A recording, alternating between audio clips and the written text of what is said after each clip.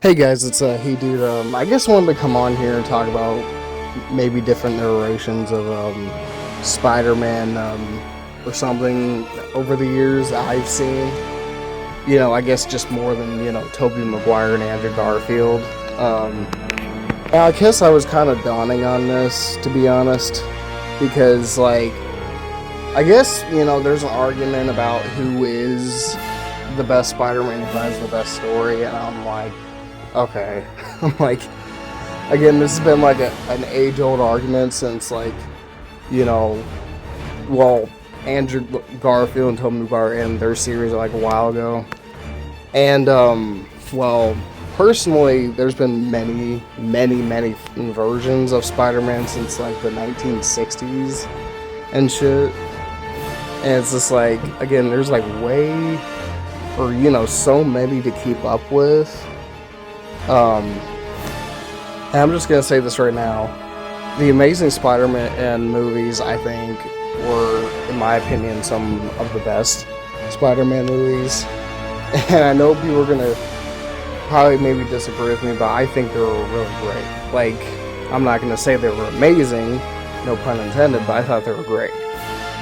Um, but again, I feel like Spider-Man having different iterations. I guess maybe that was partly maybe Sony's doing because they've had the rights to Spider-Man since the 1990s and shit.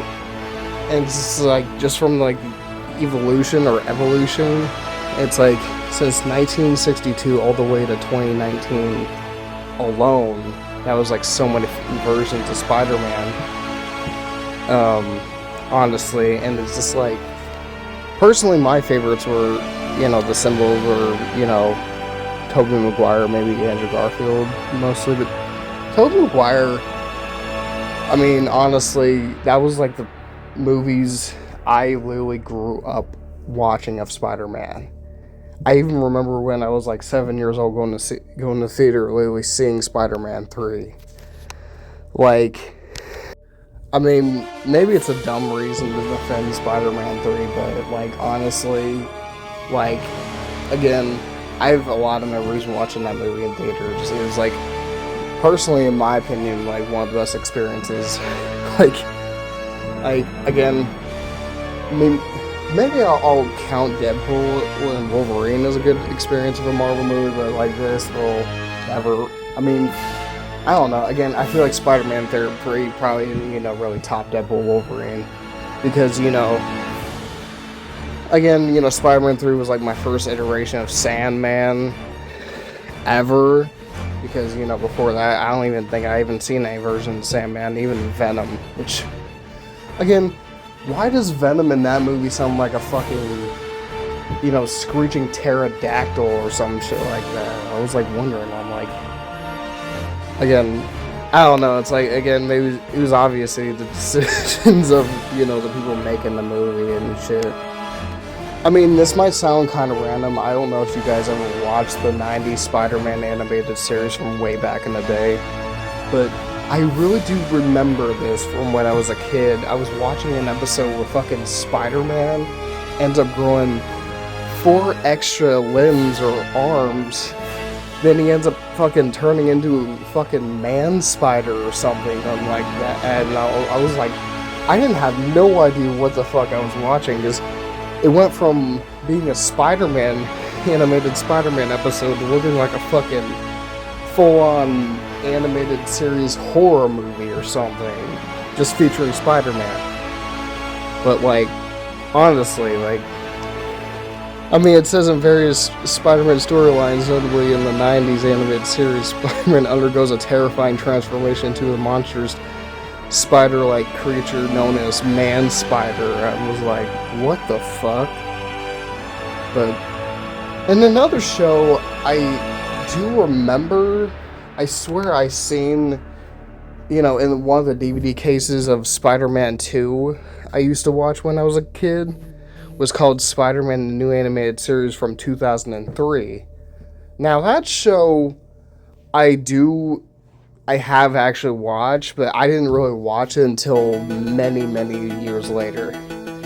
Because then when I found out it was canceled, I was like, wondering, like, why? The show looks, honestly, like some of the best 3D, uncanny animation I've ever seen. Like, and the weird thing is, this show apparently has, like, different appearances of characters that I never even seen before.